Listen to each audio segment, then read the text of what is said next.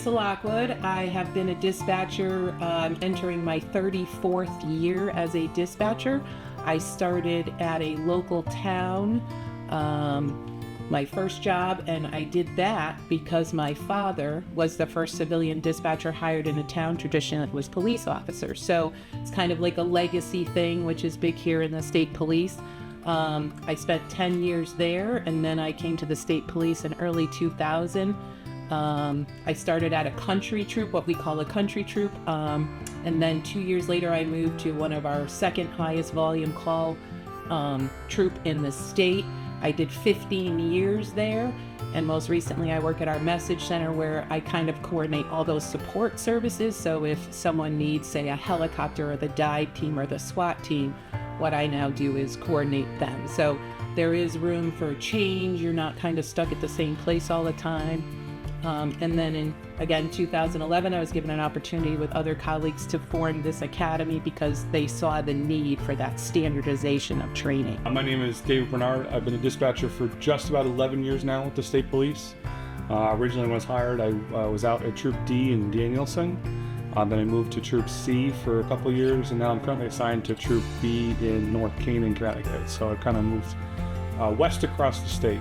In addition to it, for the past 6 years or so, I've been an instructor with the Dispatch Training Academy.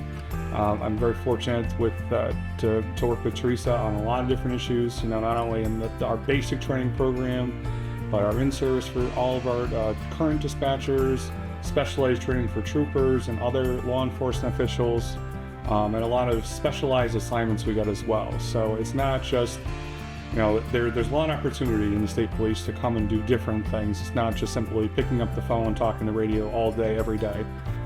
There's a lot going on, a lot of interesting things, a lot of things that you would never think are possible as just a dispatcher. But we have a lot of opportunities to do lots of different, unique and interesting things every day.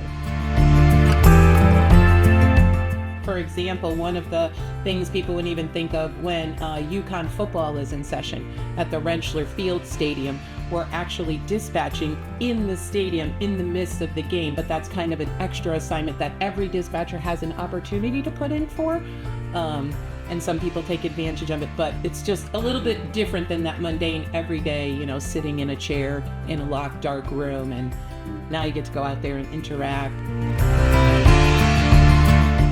Dispatchers play an integral role in those Amber Alerts. That's like when seconds literally count, and dispatchers are tasked with issuing those alerts. A lot of behind the scenes work has to happen before one of those alerts gets issued, and that's solely tasked with the dispatcher responsible for carrying out those alerts. And like I said, that's lives really do hang in the balance. And it's a serious job, it's a fun job. Yes, the hours may be unpleasant. The schedule can be rough from time to time. You may miss holidays and weekends, but I think at the end, the reward is that if you know that you can make a difference in someone's life or have saved someone's life, that reward is paramount to, or way better than anything else that I think I can think of in a professional career. State employment, again, coming from a local town, it was always like the pinnacle, right? You come work for the state. The benefits are amazing. You get paid vacation days, sick days, personal days. Like David touched on, yes, we have to work holidays, but one of the benefits is you essentially get a day that you can use at another time. So again, knowing that you sign up for this, there are sacrifices that need to be made, but at the end of the day, I'm reaching the end of my career. As far as, again, a pension, retirement, all of those things, there is that ability to have that security and stability, especially in today's world, make health insurance another great thing. Phenomenal benefits. I essentially always had an interest in working in a law enforcement career. Coming out of college, I really didn't, have a clear direction as to what I wanted to do. I knew I kind of wanted to be in that law enforcement realm. I was, made aware of the state police dispatcher position from a mutual friend, and I really looked into it. And like I said, on top of the, having a stable career, Having the benefits, the pension, it all just kind of sold me on something that this is for me. This is something that's it's really worth it. I would say that the future of dispatching is bright. In Connecticut, we were one of the first states to adopt the next generation 911 system, which opens the door to a whole bunch of new technology. So not only are we getting those voice calls, we have the ability to people to text to 911, we have the ability to have videos sent to us, to have photos sent to us. In addition, it's just the field is wide open with as far as what we can expect in the future. I think that's compounded by our comprehensive training program we offer our trainees. I think that one of the things we get to do, Teresa and I, when we go to talk to other dispatch centers around the state and around the region, it's a lot of kind of how they train their trainees is a lot of sink or swim, where they just plop people at a desk. They kind of just say, pick up the phone, answer the radio, and we kind of have taken a different approach to that. We, have almost an 8-week training program in classroom-based, where people are exposed to pretty much everything under the sun that they can expect as a dispatcher, because we want them to be successful, because the margin of error is razor thin when it comes to being a dispatcher. Lives hang in the balance. So we want to really prepare our dispatchers for anything and everything that they could possibly face on the job.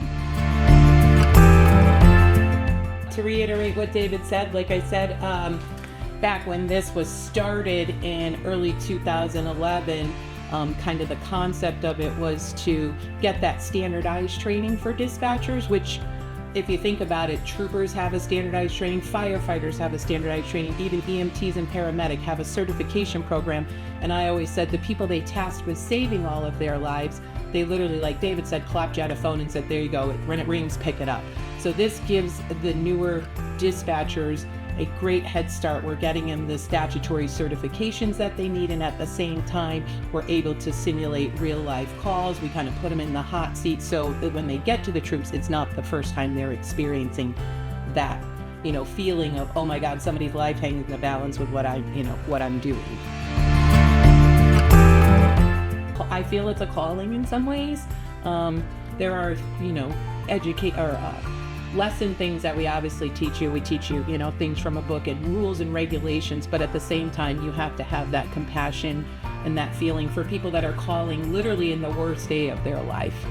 To you, it may not be that big of a deal, but to these people who may have never picked up 911 before, this could be that one interaction that sets the tone for how they even talk about how they view law enforcement as a whole, because we are that first responder. We are the first contact that the public has, and the way we interact with them can truly set the tone even when the troopers respond out to the calls.